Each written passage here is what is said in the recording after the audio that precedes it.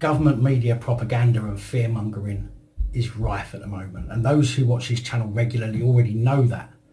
We've pointed out a few serious flaws in the government's handling of this alleged crisis here on the channel and debated it in the comments. And whilst I personally don't deny the virus, I can say that without any doubt in my mind, the evidence available proves that the supposed worldwide crisis is nothing like what it's being made out to be.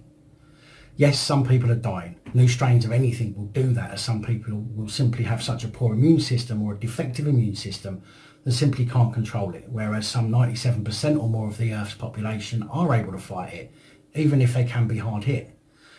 I genuinely try to stay away from politics, and this whole COVID malarkey is steeped in politics, and there is clearly a political agenda underlying this whole thing.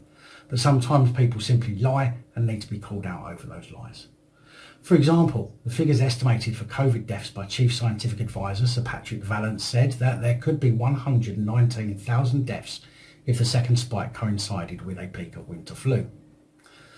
On Monday the 23rd of November, that figure was less than half the estimate at just under 54,300. Now on the 30th of November 2018, The Independent published an article explaining how an ineffective vaccine for the seasonal flu added 50,000 excess deaths onto the winter of 2017's death toll. I don't recall being locked down then, nor do I recall the government issuing warnings to people not to take the vaccine after it emerged it was ineffective. But even better, let's have a look at a graph of excess winter deaths in England and Wales since 1975, which incidentally hit almost 60,000 excess deaths in that first year. 1978 touched almost 50,000, 1983 touched almost 50,000, as did 88, 95 and 99. In 2017, it peaked at just over 50,000 excess deaths. And this was without COVID-19.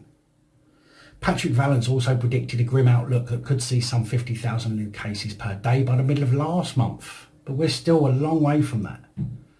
The predictions on potential loss of life was also grossly exaggerated, with suggestions we could see 4,000 COVID deaths per day by December. And with little under a week to go, we're still nowhere near that. In fact, before the weekend, we were less than 15% of the way to the 4,000 per day.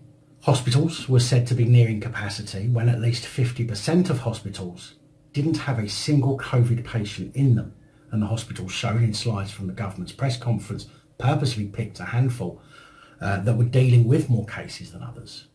With more than 1,257 hospitals in the UK, we are forced to close the country down over a very few that were said to have had a lot of COVID patients. And when there is, as of last Friday, only 13% of hospital beds who have COVID patients in them. And by COVID patients, I mean people who have tested positive. That doesn't necessarily mean that they are in hospital because of COVID. Even critical care beds are less occupied now than they have been on average over the past 5 years. Up to November the 18th, 53.7% of the 37,470 COVID deaths recorded by NHS England were people aged 80 and over, and just 275 deaths were people aged under 40. That's just 0.7% of the total. Those who have allegedly died from COVID-19 overwhelmingly had underlying pre-existing conditions. 95.6% of the deaths had at least one pre-existing serious medical condition, and apparently only 40 people in total were said to have died without having a pre-existing condition. And when we talk about pre-existing conditions, by the way, we're generally talking about those who suffer from serious debilitating diseases. 7% of them had diabetes, while 18% had dementia, both of which are said to render a person extremely vulnerable to any viral infection. There are far less people dying now than during the first wave, which is the general rule for viruses, because a virus's main goal is to reproduce and is unlikely to kill everyone because that defeats its goal. During the first wave, the majority of those most susceptible to dying will die, leaving either those who are immune or have a stronger immune system to fight the infection. But common sense alone tells you that less people will die the second time round. Now, there's an article linked in the description with far more information, including more graphs, and I urge you to go and have a look, because if you're one of those who have put their faith entirely into the government and their handling of this, then it might open your eyes a little.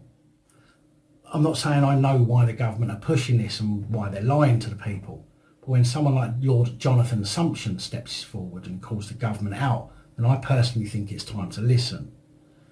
Lord Sumption, author, historian and former senior judge who sat on the Supreme Court of the United Kingdom, He's not one to make up spurious claims. He'll do his research properly and deliver it in a way that can be understood. Lord Sumption has slammed the UK government as control freaks for attempting to control people's lives under the guise of COVID, and labelled it morally and constitutionally indefensible to define what freedoms the public should and should not have. And this is important because of all of the facts I've just given you and the rest of the facts available on the link in the description, it's clear that removing people's rights is a key element to the government's actions. In fact, this Christmas grace period of 5 days is simply nothing more than a rotten carrot to a starved donkey, allowing us to spend Christmas with families, still tightly controlled of course, but with the caveat that we all show our gratitude to the government by allowing them to coerce us into another lockdown afterwards. Let's face it, if the virus was so deadly, then why would the government allow us to spend Christmas with a family in the first place? The quarantine period itself is only 14 days if you come into contact with someone who has COVID, and if you have COVID yourself, it's only 10 days. So where is the government getting its potential 25-day lockdown from? This is the exact behaviour you would expect to find in a control freak coercing their partner into feeling guilty about something. I wouldn't have hit you if you hadn't gone against me. Yes, you can go out, but you're not wearing that. It's not you. I don't trust everybody else.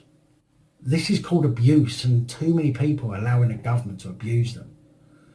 Lord Sumption wrote last Sunday that the debate about whether to let us have a family Christmas perfectly sums up what is wrong with this government's handling of the crisis, adding there are many different answers to the dilemmas of a COVID Christmas, yet the crux of the matter is whether we should be allowed to make our choices for ourselves instead of having it imposed on us by law.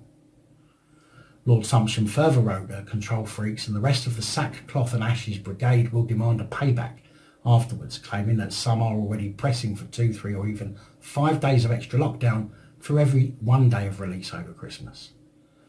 Sumption proclaimed that the state is exercising an insistence on coercing the entire population, saying it is morally and constitutionally indefensible in a country which is not yet a totalitarian state like China. The government has not earned our trust. Sooner or later, people will take back control of their own lives and do the right thing, whatever ministers say. And this is a former senior judge of the Supreme Court of the UK, people. And I know some people are going to say, oh, he's mad, he doesn't know what he's talking about, and he looks eccentric and all the rest of it. But to those of you who think that, I say, don't those very words describe the person that you're choosing to believe in yourselves? Mr. Bojo. Big thank you to channel supporters, one and all, especially these guys. Your support is truly appreciated. Don't forget to like, share, comment and subscribe if you haven't already. Let me know your thoughts, as I know many of you will. And until next time, stay safe, look after each other, film the police and other officials.